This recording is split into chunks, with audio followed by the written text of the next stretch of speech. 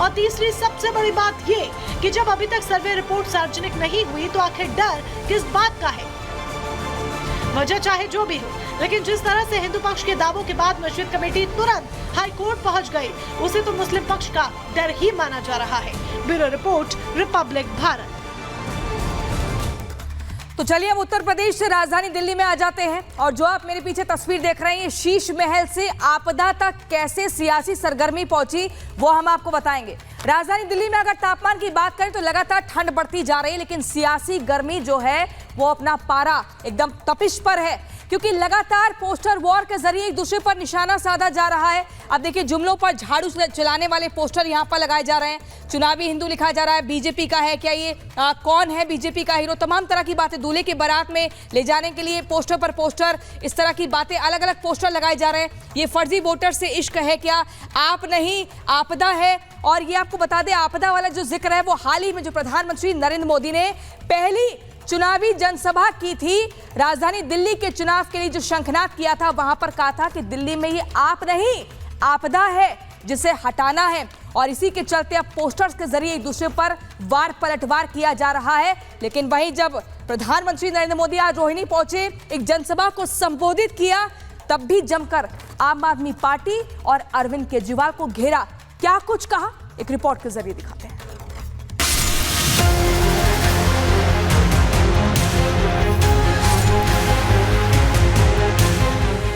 दिल्ली विधानसभा चुनाव में जितनी जुबानी जंग देखने को मिल रही है, उतनी बीते चुनाव में नहीं दिखी। प्रधानमंत्री नरेंद्र मोदी केजरीवाल को आपदा बता रहे हैं और कह रहे हैं कि आपदा अब नहीं सहेंगे। बीते 10 साल में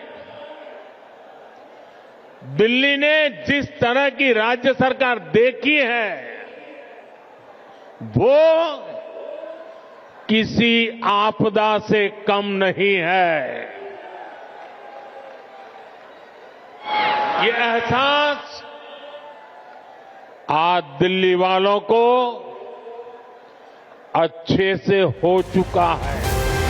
आपदा पर जुबानी जंग पिछले कुछ दिनों से जारी है, तो शीश महल का मुद्दा भी गरमाया है, जिसके सेंटर में केजरीवाल हैं, जो लगातार बीजेपी के विरोध का सामना कर रहे हैं। जब दिल्ली के लोग कोरोना से जूझ रहे थे, जब दिल्ली के लोग ऑक्सीजन और दवाओं के लिए भटक रहे थे, तब इन लोगों का पूरा फोकस अपना शीश महल बनवाने में था। आपदा शीश महल के अलावा आज पीएम मोदी ने शराब घोटाला, दिल्ली में बढ़ते प्रदूषण, भ्रष्टाचार, गरीब को लेकर भी आम आदमी सरकार को घेरा और जनता से आपदा को उखाड़ फेंकने की अपील की। Bureau report, Republic Bharat.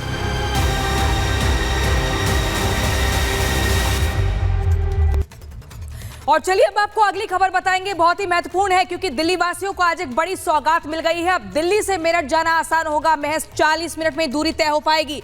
आपको बता दें, क्योंकि प्रधानमंत्री नरेंद्र मोदी ने नमो भारत कॉरिडोर, 13 किलोमीटर ये लंबा जो कॉरिडोर है, उसका उद्घाटन कर दिया है। इसके अलावा जो लोग मेट्रो में सफर करते हैं, मेट्रो की भी एक बड़ी सौगात मिली है और हम आपको वो रूट बताएंगे। ये तस्वीरें आप देख रहे हैं कि किस तरीके से प्रधानमंत्री नरेंद्र मोदी ने वहां पर बच्चों से भी बात करी, रैपिड मेल मेट्रो का उद्घाटन किया और साथ ही आपको बता दें 13 किलोमीटर लंबे खंड का उद्घाटन यहां पर किया गया। हम आपको तस्वीरों के जरिए बता रहे हैं, रैपिड रेल का लंबे वक्त से इंतजार कर रहे थे दिल्ली के लोग। आप देखिए, पीएम मोदी ने बच्चों से बातचीत भी की और खिलखिलाते हुए वो बच्चों के चेहरे जो इंतजार कर रहे थे लंबे वक्त से कि ऐसी बड़ी सौगात मिलेगी। आपको इन तस्वीरों के जरिए वो एक बार रूट समझा देते हैं। 40 मिनट में आप दिल्ली टू मेरठ का सफर तय हो पाएगा। पहले आप देखिए, न्यू अशोकनगर, ये महत्वपूर्ण वो स्टेशन है जहां से ट्रेन चलेगी। उसके बाद पहुंचेगी वहां से आनंद विहार। आनंद विहार पहुंचने के बाद अगला रूट होगा साहिबाबाद का। जी हाँ, अशोकनगर, आनंद विहार, साहिबाबाद, और फिर वहां से पहुंचेगी ये ट्रेन गाजियाबाद। पूरा हम सिलसिलेवार तरीके से आपको बता रहे हैं। गुलधार पहुंचेगी, अगला स्टेशन गुलधार होगा, वहां पर ट्रेन थोड़ी देर रुकेगी और उसके बाद अगला डेस्टिनेशन होगी दुहाई, और दुहाई के बाद ट्रेन आगे दौड़ती हुई जाएगी और पहुंचेगी सीधा अपने पैसेंजर्स को लेकर जाएगी दुहाई डिपो पर। आप देखिए कितनी बड़ी सौगात पीएम मोदी ने दिल्ली की जनता को दी है और लंबा सफर आसान कर दिया है। मुरादनगर ये ट्रेन पहुंचेगी और मुरादनगर पहुंचने के बाद मोदी नगर दक्षिण की तरफ इसकी डेस्टिनेशन होगी, फिर मोदी नगर उत्तर की तरफ डेस्टिनेशन होगी और उसके बाद मेरठ साउथ में ट्रेन की एंट्री होगी।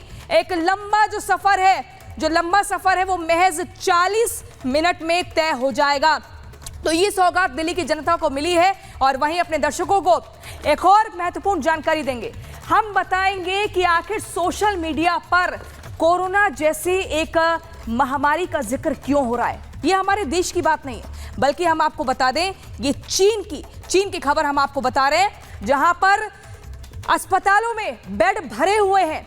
और साल 2025 की अगर बात करें तो शुरुआत में ही चीन से एक बुरी खबर सामने आ गई है। चीन की सोशल मीडिया पर यह दावा किया जा रहा है कि चीन में कोरोना जैसी एक महामारी फैल रही है। महामारी की वजह से अस्पतालों में भीड़ लगी है, लोग मर रहे हैं। हालांकि चीन की तरफ से अभी तक इस बारे में ना तो कोई पुष्टि की गई है और ना ही कोई बात कही गई है। तो क्या चीन कोरोना की तरह इस बार भी कुछ छिपा रहा है? ये अपने आप में बड़ा सवाल है। आप सोचिए 5 साल पहले क्या हुआ था। भारत में भी चीन से ही कोरोना वायरस आया था और तब भी चीन ने चुप्पी साधी हुई थी। और इस बार भी ये जो नया वायरस है इसका नाम HPMV है। आखिर क्या कुछ छिपाने का प्रयास हो रहा है? हालांकि हमारे देश के डॉक्टर्स कह रहे हैं घबराने की जरूरत नहीं है। लक्षण क्या है, किस किस को खतरा हो सकता है, क्या सावधानी बरतनी है, वो इस रिपोर्ट के जरिए देखिए।